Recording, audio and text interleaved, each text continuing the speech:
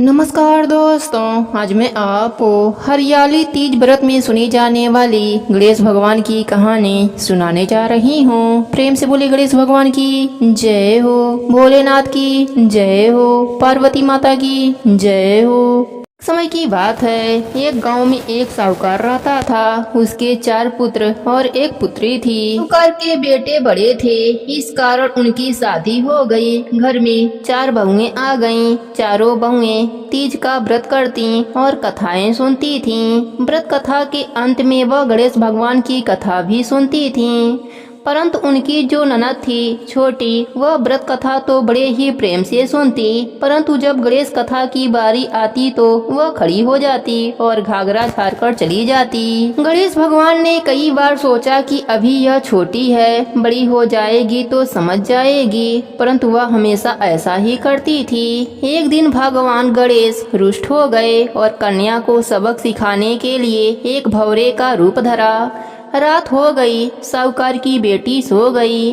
रात के जैसे ही 12 बजे भौरा आकर साहूकार की बेटी के कानों में गूंजने लगा, बोलने लगा, भाव भाव मैं भौरा हूँ, साहूकार की बेटी को कलंक लगाने आया हूँ। यह बात सुनकर साहूकार की बेटी जाग गई और दुखी हो गई और सोचने लगी, मुझे कलंक कौन लगाना चाहता है? मैंने तो कोई गलत कार्य नहीं किया, फिर ऐसा कौन है? वह रात भर यही बात सोचती रही। उसे नींद नहीं आई। सुबह उठी तो वह किसी से कुछ नहीं बताया। वह डर गई, सोचा पता नहीं क्या बात है। ऐसे करते करते कई दिन बीत गए। उसने किसी से कुछ नहीं बताया। इसी सोच के कारण वह कमजोर होती जा रही थी। एक दिन उसकी माँ और भाइयों ने पूछा, हे बहन, तुम इतनी कमजोर कैसी होती जा रही हो? क्या बात है? ऐसा क्यों हो रहा है? क्या कोई बात है? हमें बताओ।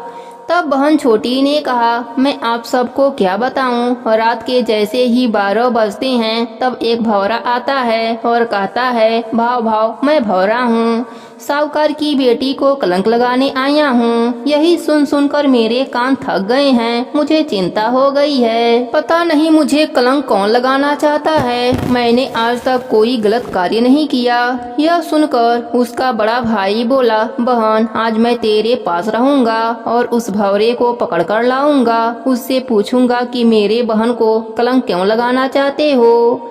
इस प्रकार उसका भाई पहरा देने के लिए एक कोने में बैठ गया। रात के जैसे ही 12 बजे तो उसके बड़े भाई को नींद आ गई। वह नहीं जाग पाया। सुबह उसकी माँ ने पूछा, बेटा तुमने भौरे को पकड़ा क्या? बेटा बोला, नहीं माँ, मुझे पता नहीं कब नींद आ गई। फिर दूसरे दिन दूसरा बेटा पहरा देने लगा, पर वह भी 12 बजते ही सो गया और गणेश भगवान भौरे का रूप लेकर साहूकार की बेटी के कान में आज भी गूंजते हुए चले गए। साहूकार की बेटी तो जागती ही रहती। उसे चिंता के मारे नींद नहीं आती। तीसरे दिन तीसरा बेटा पहरा देने बैठा और वह भी 12 बजते ही सो गया और गणेश भगवान रात के 12 बजे भौरे का रूप धारण कर साहूकारनी के बेटी के कान में गूंज कर चले गए। सुबह माँ के पूछने पर वह भी कहा, माँ मुझे भी नींद आ गई। तब साहूकारनी ने कहा, मैं ही अपने बेटी की रक्षा करूंगी। तब उसका छोटा बेटा बोला, माँ आज मैं पहरे पर रहूंगा। साहूकार के छोटे बेटे का नाम गणेशा था। वह गणेश भगवान का परम भक्त था। जो भी कार्य शुरू करता पहले गणेश भगवान का नाम लेता, फिर काम शुरू करता। माँ ने कहा, ठीक है बेटा, आज तुम भी देख लो। चौथे दिन चौथा बेटा बहन की रखवाली के लिए कमरे में गया और बहन की रखवाली के लिए जागता रहा। रात के जैसे ही 12 बजे तब उसे नींद सताने लगी तो उसने निश्चय किया कि मैं नहीं सोऊंगा। फिर उसने सोचा, क्यों ना गणेश भगवान के नाम का कीर्तन करूं, जिससे निद्रा माता मेरे पास से चली जाएं और मुझे नींद न आए। और फिर वह गणेश भगवान के नाम का जप करने लगा, जय गणेश जय गणेश जय गणेश। रटते रटते रात के 12 बज गए। गणेश भगवान भी आए, परंतु उसे नींद नहीं आई। गणेश भगवान तो भौरे का रूप धरा था। साहूकार की बेटी के कान में बोलने लगे, भाव भाव मैं भौरा हूँ, साहूकार की बेटी को कलंक लगाने आया हूँ। वह उसके कानों में बोल रहे थे। साहूकार का छोटा बेटा इस आवाज को सुन रहा था। फिर साहूकार का बेटा गणेशा काजल की डिब्बी लिया और भौरे को पकड़ने के लिए दौड़ा। भौरा आगे आगे और छोटा बेटा पीछे पीछे भागते रहे। कभी भौरा इधर जाता कभी उधर जाता और गणेशा उसको पकड़ने के लिए पीछे पीछे जाता।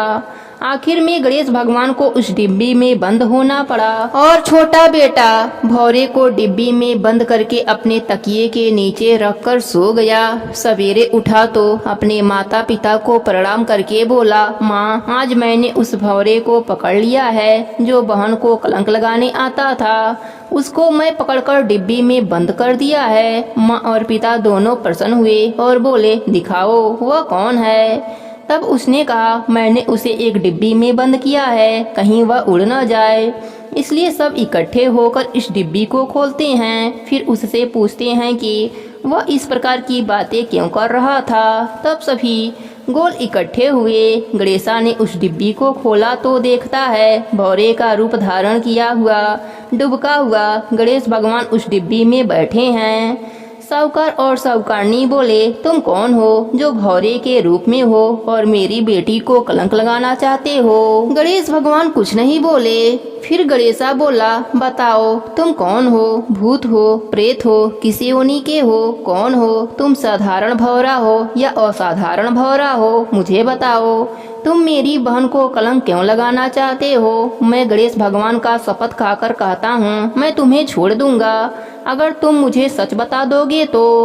तब गणेश भगवान जो भौरे का रूप धारण कर रखा था वह मन ही मन प्रसन्न हुए। मेरी ही शपथ खाता है मुझे ही छोड़ने के लिए और मुझे ही पकड़ रखा है, मेरा ही नाम सुमरन करता है। अब मैं तुम्हारे संकट को कैसे दूर करूं, क्योंकि आज तो मैं स्वयं संकट में हूं। गणेश भगवान को अब अपने असली रूप में आना पड़ा। सभी लोग बोलने लगे, भगवान जैसे दिखते हो पर इतने छोटे, आप कौन हो। वह बोले, जिसे तुम पुकार रहे हो, जिसका बार बार सुमिरन कर रहे हो, मैं वही हूँ, मैं गणेश भगवान हूँ। तब साहूकार का छोटा बेटा गणेशा बोला, अगर आप गणेश भगवान हैं तो आप इतने छोटे कैसे हैं, हमें बताइए। आप मेरी बहन को कलंक क्यों लगाना चाहते थे।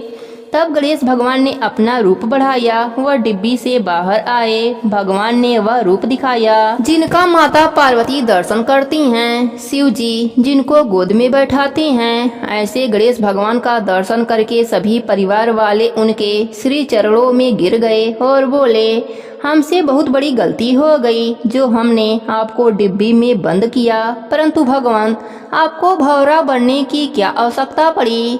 आपने इतना छोटा रूप क्यों धरा और मेरी बेटी को कलंक क्यों लगाना चाहते थे। तब गणेश भगवान बोले, मैं तुम्हारी बेटी पर अप्रसन्न हूँ क्योंकि उसने मेरी कथाएं नहीं सुनी। तुम्हारी सभी बहुओं ने मिलकर व्रत की कथा कहानी कहती और सुनती हैं, और जब मेरी कथा की बारी आती है तो तेरी बेटी घाघरा झाड़ कर खड़ी हो जाती है और वहाँ से चली जाती है। मेरी कथा इसने कभी भी बैठकर ध्यान लगाकर नहीं सुना, इसलिए मैं इससे अप्रसन्न हूँ, इससे नाराज हूँ। इसलिए उसे यह बताने के लिए उसके पास आकर उसको कलंक लगाने की बात करता था। मैं किसी को कलंक नहीं लगाता, परंतु मैं उसे यह एहसास कराना चाहता हूँ कि वह मेरी पूजा से बेमुख हुई है। तब सभी परिवार वाले और उसकी बहन गणेश भगवान के चरणों में गिर गए और बोले, आज से हम आपकी कथाएं अवश्य सुनेंगे। सभी व्रत कथा के अंत में आपकी कथा अवश्य सुनेंगे।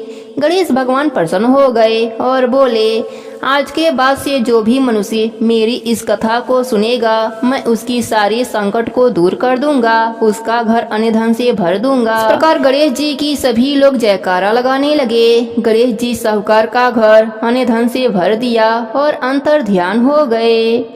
हे गणेश जी महाराज, आज जो भी आपकी इस कथा को सुन रहा है उसके व्रत को पूर्ण कर देना, उसका घर अन्य धन से भर देना, अपनी कृपा सदा बनाए रखना। कहानी अधूरी हो तो पूरी करना, पूरी हो तो मान रखना।